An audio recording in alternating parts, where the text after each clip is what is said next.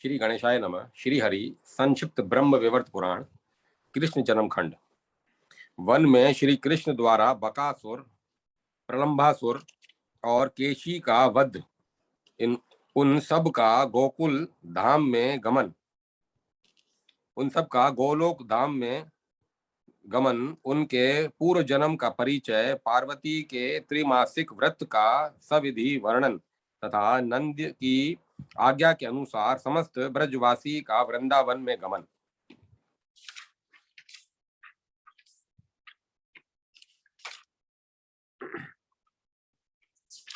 भगवान नारायण कहते हैं, मुने, एक समय की बात है, माधव श्री कृष्ण अन्यान्य बालकों और हर धर के साथ खा पी कर खेलने के लिए श्री वन में गए।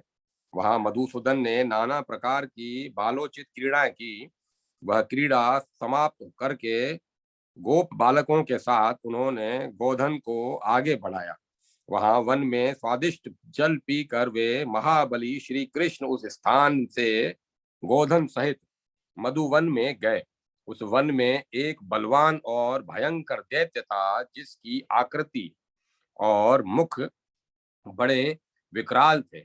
उसका रंग सफेद था। वह पर्वताकार दैत्य बगुले के आकार में दिखाई देता था। उसने देखा, गोष्ठ में गौओं का समुदाय है और ग्वाल बालों के साथ केशव और बलराम भी विद्यमान हैं। फिर तो जैसे अगस्त्य ने वातापी को उदरस्थ रख लिया था, उसी प्रकार वह दैत्य वहां सबको लीला पूर्वक लील गया। श्री हरि बकासुर के ग्रास बन गए। यह देख सब देवता भय से कांप उठे। वे संत्रस्त हो हाहाकार करने लगे और हाथों में शस्त्र लेकर दौड़े। इंद्र ने दधीची मुनि की हड्डियों का बना हुआ वज्र चलाया, किंतु उसके प्रहार से बकासुर मर न सका। केवल उसकी एक पांख जल गई। चंद्रमा ने हिमपात किया, किंतु उससे उस दानव को केवल सर्दी के कष्ट का अनुभव हुआ। सूर्यपुत्र यम ने उस पर यम दंड मारा। उससे वह कुंठित हो गया, हिल डुल न सका।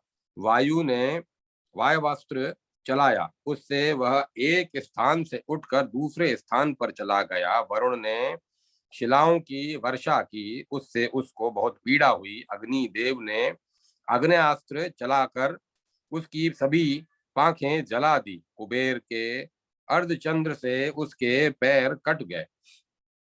ईशान के शूल से वह असुर मूर्छित हो गया। यह देख ऋषि और मुनि भयभीत हो श्री कृष्ण को आशीर्वाद देने लगे।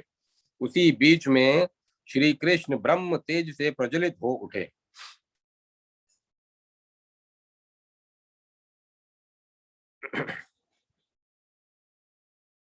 उन परमेश्वर ने बाहर और भीतर से दैत्य के सारे अंगों में दाह उत्पन्न कर दिया। तब उन सब का वमन करके उस दानव ने प्राण त्याग दिए। इस प्रकार बकासुर का वध करके बलवान श्री कृष्ण ग्वाल बालों और गौओं के साथ अत्यंत मनोहर केली कदम्ब कानन में जा पहुंचे। इसी समय वहां वृषरूपधारी प्रलंब नामक असुर आ पहुंचा, जो बड़ा बलवान, महान, धूर्त तथा पर्वत के समान विशाल काय था। उसने दोनों सींगों से श्री हरि को उठाकर वहां घुमाना आरंभ किया। यह देख सब ग्वाल बाल इधर उधर भागने और रोने लगे, परंतु बलवान बलराम जोर जोर से हंसने लगे, क्योंकि वे जानते थे कि मेरा भाई साक्षात परमेश्वर है। उन्होंने बालकों को समझाया और कहा, भय किस बात का है। इधर मधुसूदन ने स्वयं उसके दोनों सींग पकड़ लिए और उसे आकाश में घुमाकर भूतल पर दे मारा। दैत्यराज प्रलंब पृथ्वी पर गिरकर अपने प्राणों से हाथ धो बैठा। यह देख सब गोप बालक हंसने, नाचने और खुशी से गीत गाने लगे। प्रलंबासुर का वध करके बलराम सहित परमेश्वर श्री कृष्ण शीघ्र ही गौचारण के कार्य में जुट गए। वे गौएं चराते हुए भंडरी वन के पास जा पहुंचे। उस समय माधव को जाते देख बलवान दैत्यराज केशी ने अपनी टाप से धरती को खोदते हुए शीघ्र ही उन्हें घेर लिया। उसने श्री हरि को मस्तक पर चढ़ाकर संतुष्ट हो आकाश में 100 योजन तक उन्हें उछाल उछाल कर घुमाया और अंत में पृथ्वी पर गिर पड़ा। उस पापी ने श्री हरि के दांत हाथ को दांत से पकड़ लिया और क्रोध पूर्वक चबाना आरंभ किया, परंतु श्री हरि के अंग वज्र के समान कठोर थे। उनके अंग का चर्वण करते ही दैत्य के सारे दांत टूट गए। श्री हरि श्री कृष्ण के तेज से दग्ध होकर उसने भूतल पर प्राणों का परित्याग कर दिया। स्वर्ग में धुंधवियां बजने लगी और वहां फूलों की वर्षा आरंभ हो गई।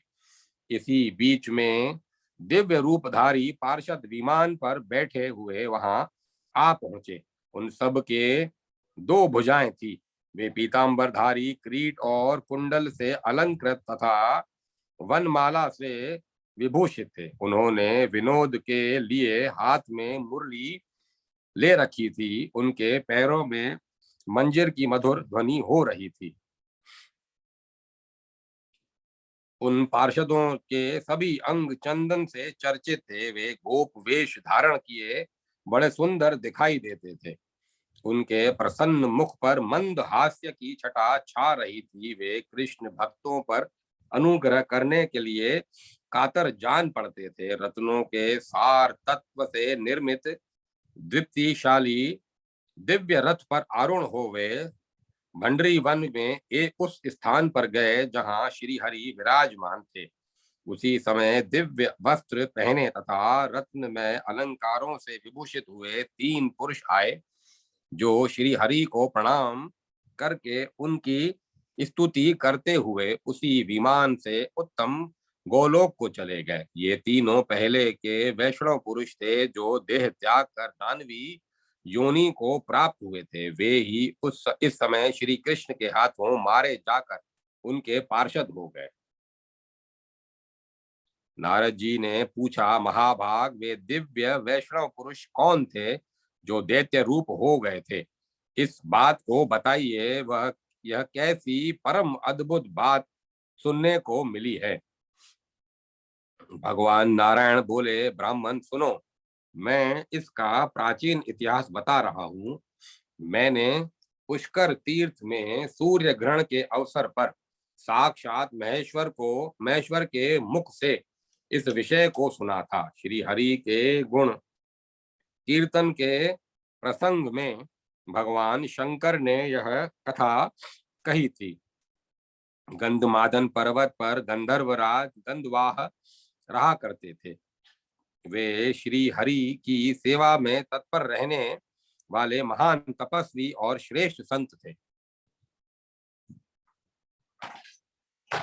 मुने उनके 4 पुत्र थे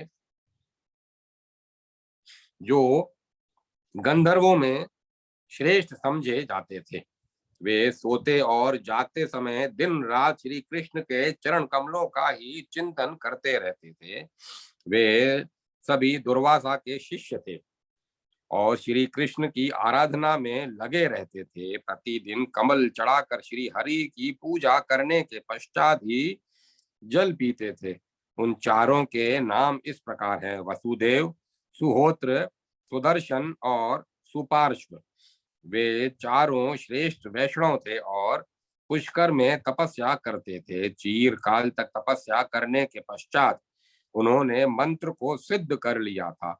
उन चारों में जो ज्येष्ठ वसुदेव था, वह दुर्वासा से योग्य शिक्षा पाकर योगियों में श्रेष्ठ और सिद्ध हो गया। उसने विवाह नहीं किया। वह ब्रह्म तेज से प्रज्वलित हो तत्काल देह त्याग कर श्री कृष्ण का पार्षद हो गया।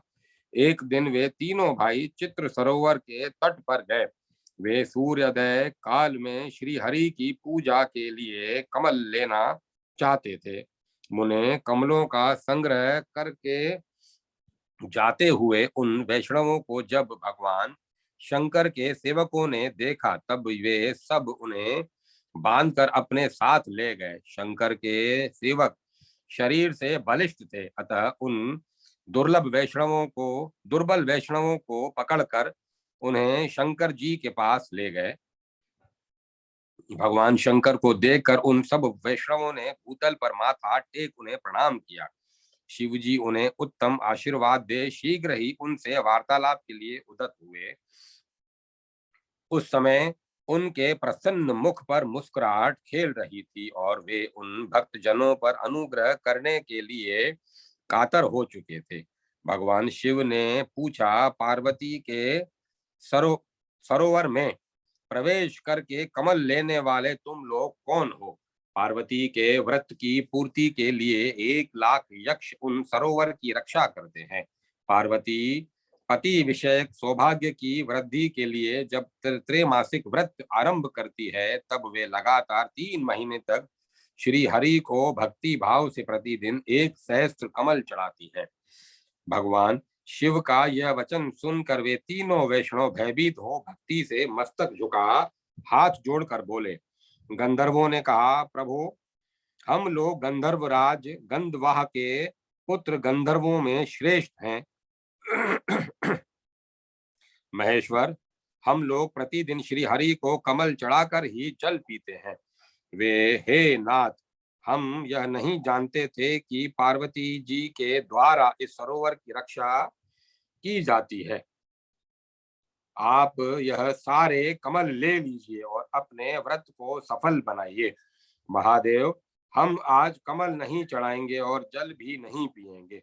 हमने आपको ही एक कमल अर्पित कर दिया, जिनके चरण कमल का प्रतिदिन चिंतन करके हम कमल से पूजा करते हैं। आज साक्षात उन्हीं को कमल अर्पण करके हम सब के सब पवित्र हो गए। प्रभु, ब्रह्मा एक ही हैं, दूसरा नहीं। उनके कहाँ देह और कहाँ रूप। भक्तों पर अनुग्रह करने के लिए ही भगवान शरीर धारण करते हैं। रूप भेद माया से ही प्रतीत होता है। प्रभु, आप ये कमल ले लीजिए, क्योंकि आप ही हमारे प्रभु हैं। अच्युत, हमारा हृदय जिसके ध्यान से परिपूर्ण है, आप अपने उसी रूप का हमें दर्शन कराइए, जिसकी 2 भुजाएं हैं, कमनीय किशोर अवस्था है, श्याम सुंदर रूप है, हाथ में विनोद की साधन भूता मुरली है, जो पीतांबर धारी है, जिसके 1 मुख हैं, 2 नेत्र हैं, वे चंदन और अगरू से चर्चित हैं, जिसके प्रसन्न मुख पर मंद मुस्कान की प्रभाव फैल रही है, जो रत्नमय अलंकारों से विभूषित है, जिसका वक्ष स्थल मणिराज कौस्तुभ की कांति से अत्यंत उज्जवल दिखाई देता है, जिसकी चूड़ा में मोर का पंख लगा है, जो मालती की माला से विभूषित है, पारिजात के फूलों के हारों से अलंकृत है, करोड़ों कंदर्पों के लावण्य का मनोहर लीला धाम है। समूह की समूह गोपियां मंद मुस्कान और बाकी चितवन से जिसकी ओर देखा करती हैं, जो नूतन यौवन से संपन्न तथा राधा के वक्ष स्थल पर विराजमान है, ब्रह्मा आदि जिसकी स्तुति करते हैं, जो सबके लिए वंदनीय, चिंतनीय और वांछनीय है, और जो सर्वात्मा राम पूर्ण काम तथा भक्तों पर अनुग्रह के लिए कातर रहने वाला है, आपके उसी रूप का हम दर्शन करना चाहते हैं। ऐसा कहकर वे श्रेष्ठ गंधर्व भगवान शंकर के सामने खड़े हो गए। श्री कृष्ण के रूप का वर्णन सुनकर भगवान शंकर के श्री अंगों में रोमांच हो गया।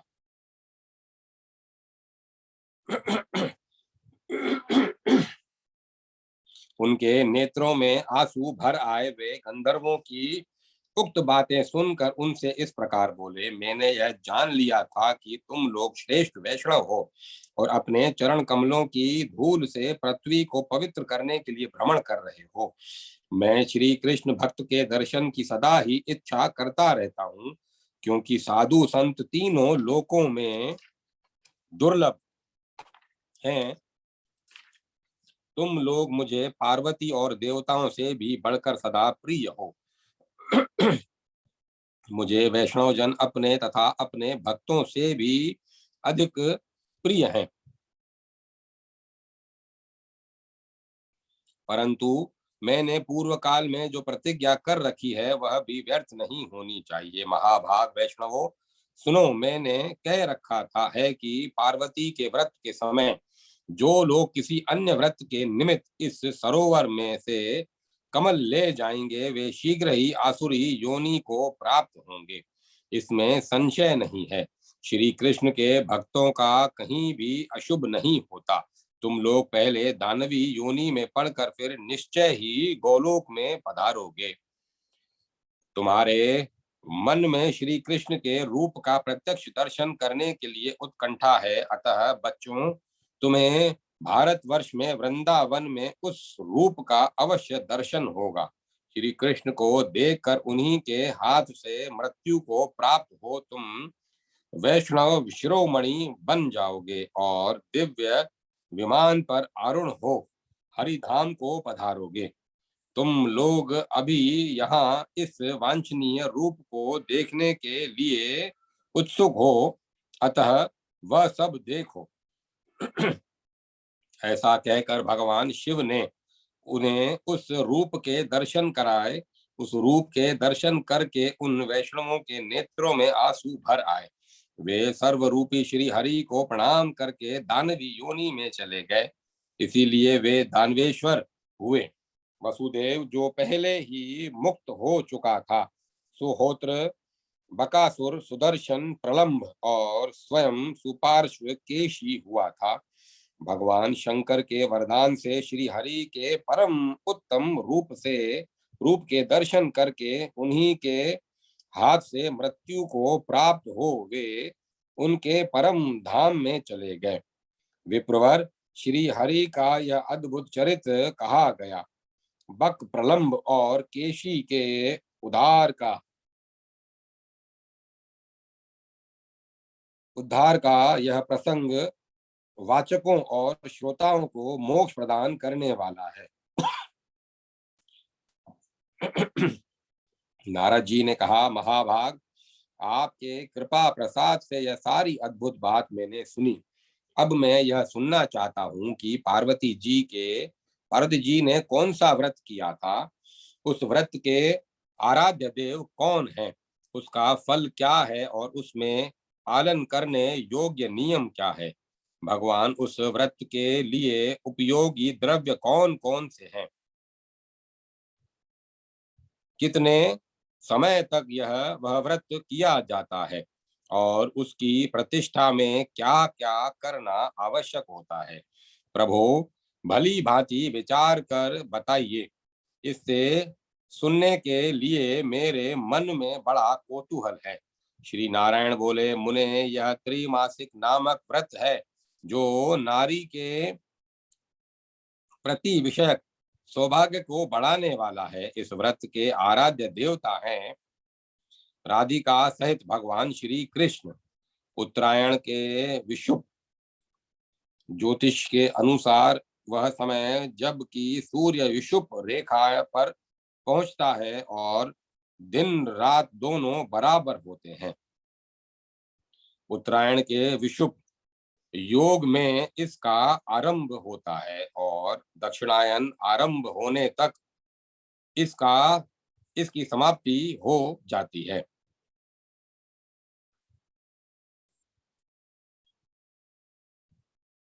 वैशाख की संक्रांति से एक दिन पहले संयम पूर्वक रहकर निश्चय ही हविष का सेवन करें। फिर वैशाख की संक्रांति के दिन स्नान करके गंगा तट पर व्रत का संकल्प लें। तदंतर व्रती पुरुष कलश पर मणि में शालग्राम शिला में अथवा जल में राधा सहित श्री कृष्ण का पूजन करें। पहले 5 देवताओं की पूजा करके भक्ति भाव से राधा वल्लभ श्री कृष्ण का ध्यान करें।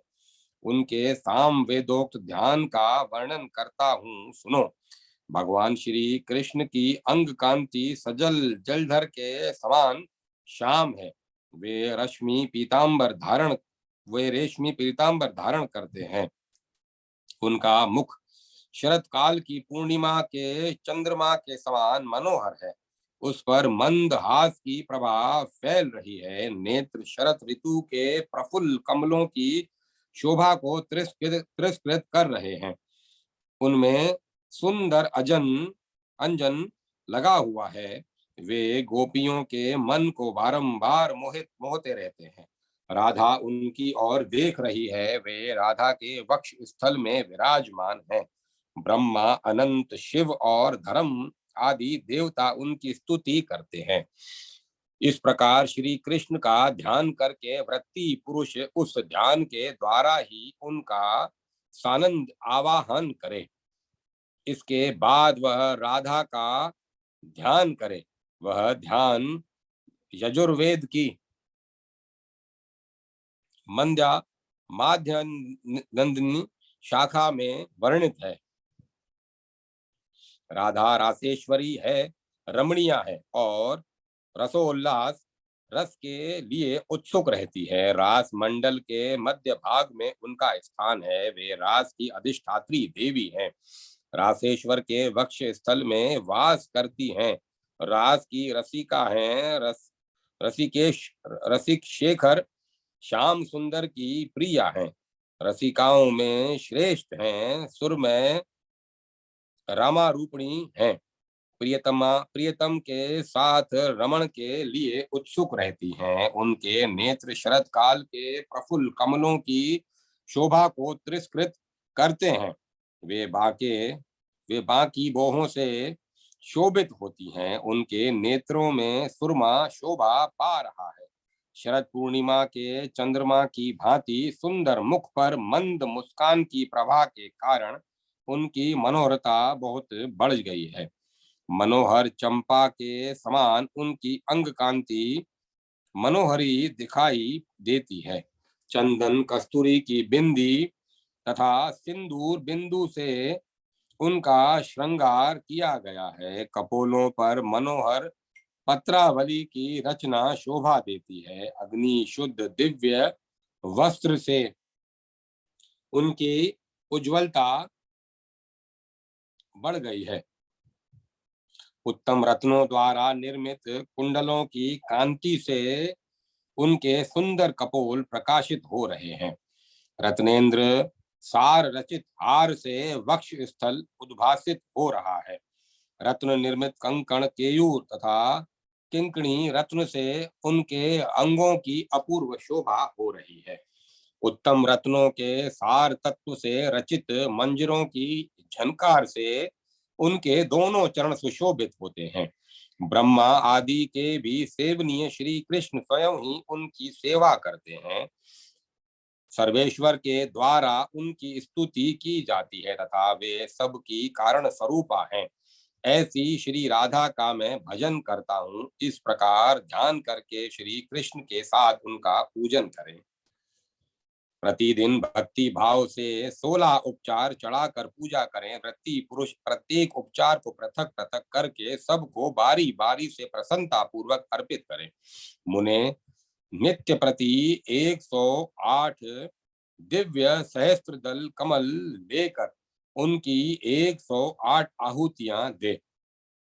भक्ति भाव से कृष्णाय स्वाहा इस मंत्र का उच्चारण करके यत्न पूर्वक वे आहुतियां देनी चाहिए।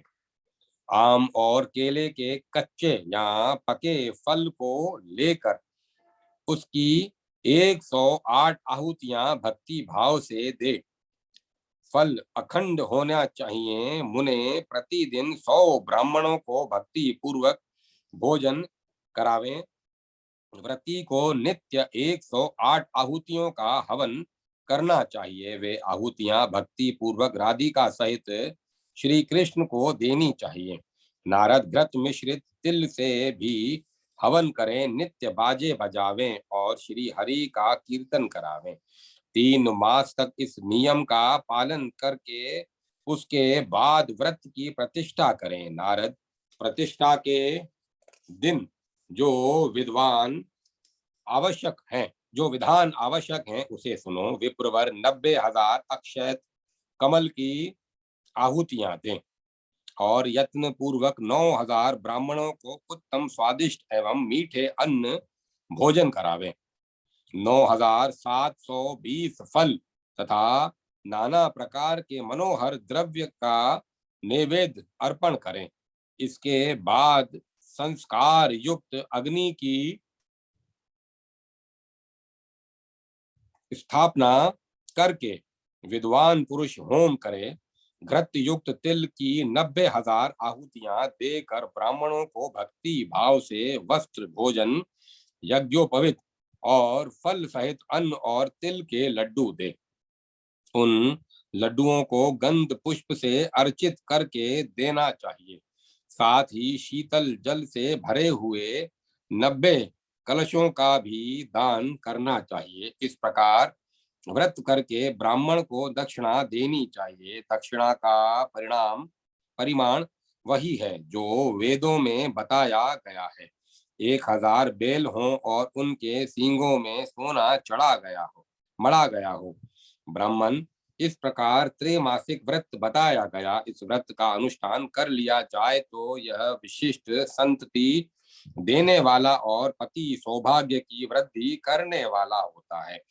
इस व्रत के प्रभाव से 100 जन्मों तक नारी का अखंड सौभाग्य बना रहता है और निश्चय ही वह 100 जन्मों तक सुपुत्र की जननी होती है। उसका कभी पति और पुत्र से वियोग नहीं होता। पुत्र दास की भांति उसकी आज्ञा का पालक होता है तथा पति भी उसकी बात को मानने वाला होता है। वह सती नारी प्रति क्षण श्री राधा कृष्ण की भक्ति से संपन्न होती है। व्रत के प्रभाव से उसको ज्ञान और श्री हरि की स्मृति प्राप्त होती है। इस साम वेदोक्त व्रत का पूर्व काल में हम दोनों ने भी पालन किया था। ब्राह्मण, दूसरी स्त्रियों द्वारा उस व्रत का अनुष्ठान होता देख पार्वती देवी ने प्रसन्नता पूर्वक दोनों हाथ जोड़ भक्ति भाव से सिर झुकाकर भगवान शंकर से कहा। पार्वती बोली, जगन्नाथ, आज्ञा कीजिए, मैं उत्तम व्रत का पालन करूंगी। हम दोनों के इष्ट देव श्री हरि के व्रतों में यह श्रेष्ठ व्रत है। नाथ, श्री हरि की आराधना समस्त मंगलों की कारण रूपा है। यज्ञ, दान, वेदाध्ययन, तीर्थ सेवन और पार्वती और पृथ्वी की परिक्रमा, ये सब श्री हरि की आराधना की 16वीं कला से भी बराबर नहीं है। जिसके बाहर और भीतर प्रति क्षण श्री हरि की स्मृति बनी रहती है, उस जीवन मुक्त पुरुष के दर्शन से ही मुक्ति प्राप्त हो जाती है। उसके चरण कमलों की धूली पड़ने से वसुधा उसी क्षण शुद्ध हो जाती है तथा उसके दर्शन मात्र से तीनों लोक पवित्र हो जाते हैं। ब्रह्मा, विष्णु, धर्म, शेषनाग, आप, महेश्वर और गणेश, ये सब लोग जिनके चरण कमलों का चिंतन करते करते उन्हीं के समान महा तेजस्वी हो गए हैं। जो जिसका सदा ध्यान करता है वह निश्चय ही उसे प्राप्त कर लेता है। इतना ही नहीं, ध्याता पुरुष गुण, तेज, बुद्धि और ज्ञान की दृष्टि से अपने देह के समान ही हो जाता है। श्री कृष्ण के चिंतन, तप, ध्यान और सेवा से मैंने आप जैसा स्वामी और पुत्र भी प्राप्त किया है। मुझे अनायास ही सब कुछ मिल गया।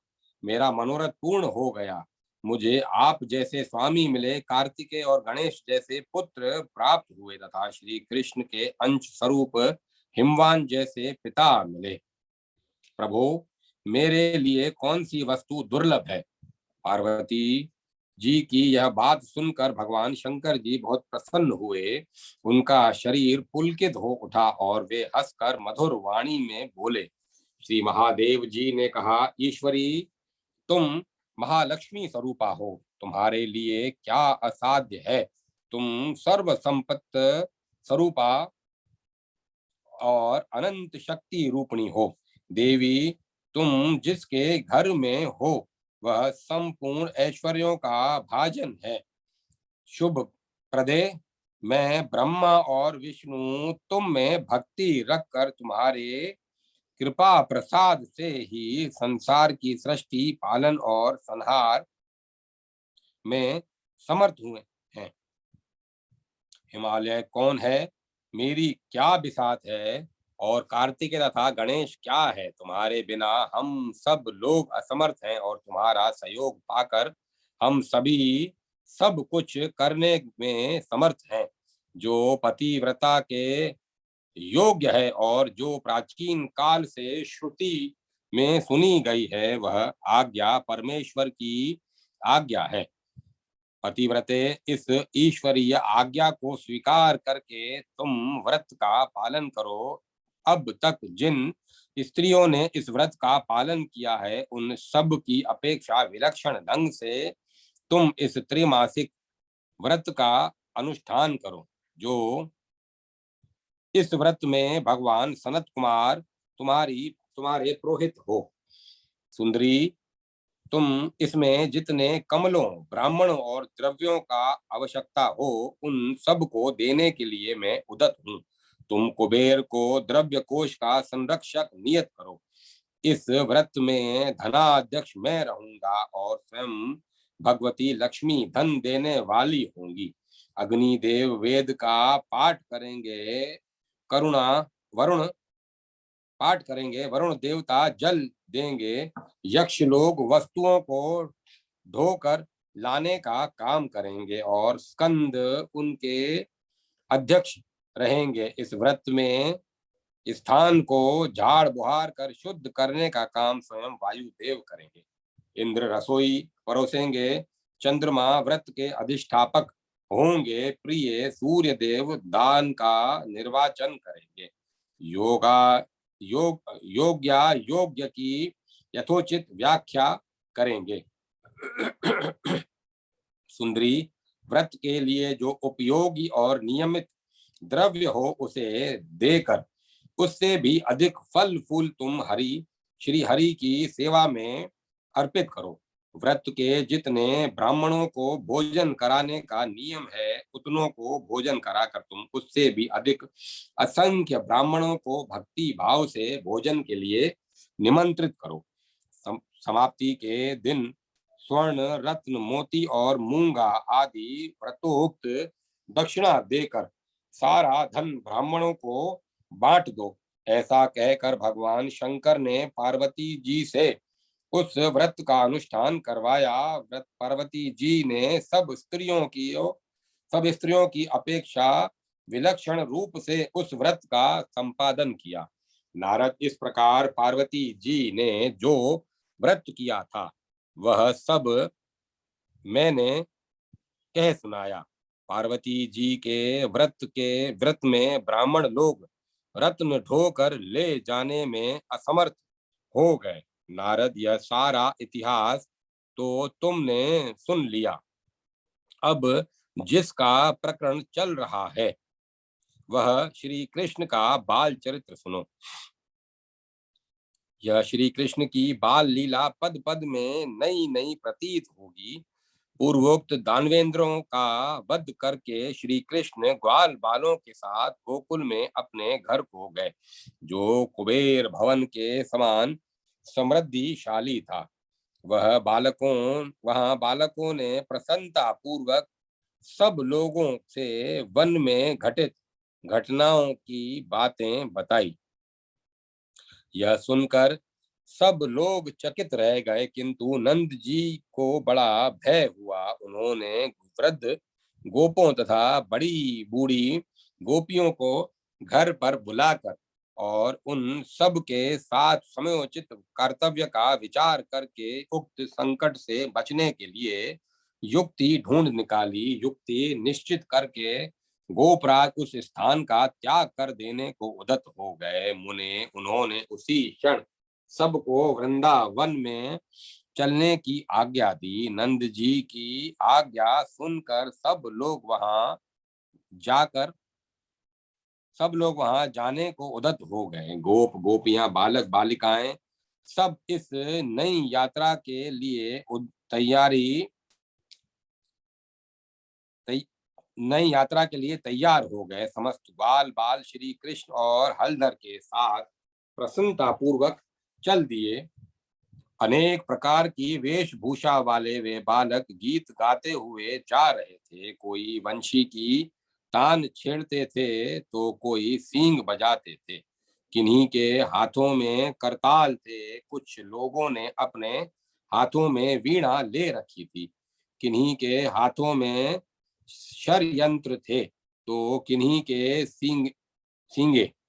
कुछ गोप बालकों ने अपने कानों में नए पल्लव पहन रखे थे। कितनों ने अध खिले कमल और दूसरे दूसरे फूल धारण कर रखे थे। किन्हीं के हाथों में फूलों के नए नए गजरे थे। कुछ लोगों ने आजानुलंबनी वनमाला गले में डाल रखी थी। कुछ बालकों ने पल्लवों और तथा फूलों से अपनी चोटियां सजा रखी थी। विप्रवर सब ग्वाल बाल तरुण अवस्था वाली गोपियों के यूथ और बड़ी बूढ़ी गोपियों की अपार संख्या थी। मुने श्री राधा जी की जो सुशीला आदि सहेलियां गोपियां थी वे नाना प्रकार के अलंकारों से विभूषित हो बड़ी भव्य दिखाई देती थी। दिव्य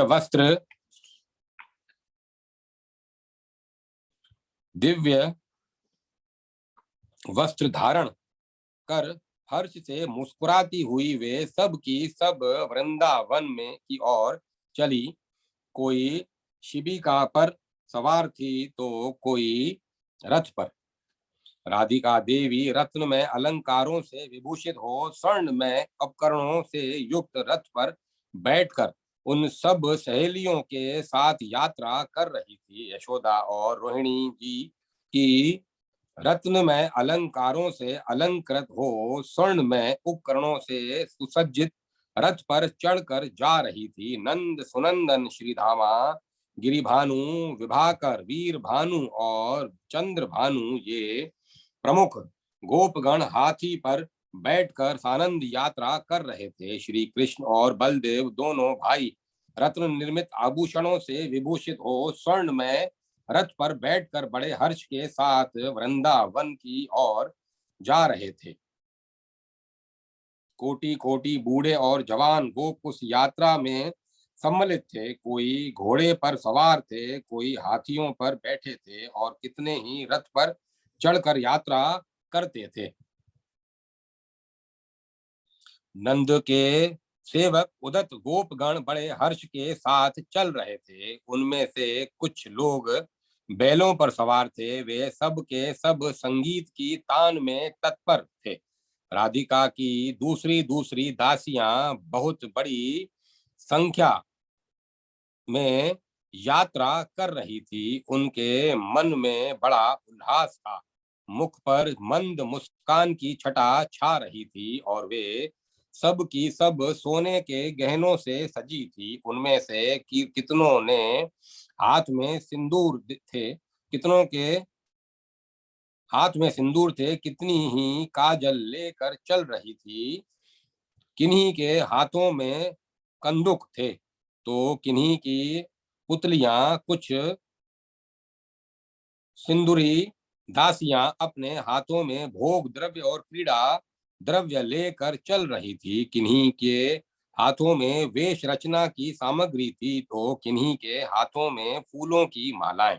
कुछ गोपियां हाथों में वीणा आदि वाद लिए सानंद यात्रा कर रही थी। कुछ अपने साथ अग्नि शुद्ध दिव्य वस्त्रों का भार लिए चल रही थी। कितनी ही चंदन, अगुरु, कस्तूरी और केसर का द्रव्य ले जा रही थी। कोई संगीत में मग्न थी तो कोई विचित्र कथाएं कह रही थी। उस समय कोटि कोटि शिविकाएं, रथ, घोड़े, गाड़ियां, बैल और लाखों हाथी आदि चल रहे थे। मुने वृंदावन में पहुंचकर सबने उसे ग्रह शून्य देखा। वे सभी लोग वृक्षों के नीचे यथास्थान ठहर गए। उस समय श्री कृष्ण ने गोपों को अभिष्ट ग्रह और गौओं के ठहरने के स्थान बताते हुए कहा, आज इसी तरह ठहरो, कल सब व्यवस्था हो जाएगी। श्री कृष्ण की यह बात सुनकर गोपों ने पूछा, कन्हैया यहाँ कहाँ घर है? उनका यह प्रश्न सुनकर श्री कृष्ण बोले, इस स्थान पर बहुत से स्वच्छ ग्रह हैं जिन्हें देवताओं ने बनाया है, परंतु उन देवताओं को प्रसन्न किए बिना कोई भी ग्रह हमारे दृष्टि में नहीं आ सकते। अतः गोपगण, आप वन देवता की पूजा करके बाहर ही ठहरो।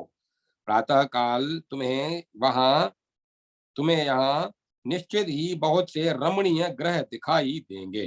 धूप, दीप, नैवेद्य, भेंट, पुष्प और चंदन आदि के द्वारा वट के मूल भाग में स्थित चंडिका देवी की पूजा करो। श्री कृष्ण की यह बात सुनकर गोपों ने दिन में देवताओं की पूजा करके भोजन आदि किए और रात में वहीं प्रसन्नता पूर्वक शयन किया। अध्याय 16 समाप्त। अब मैं कथा को विराम देता हूँ।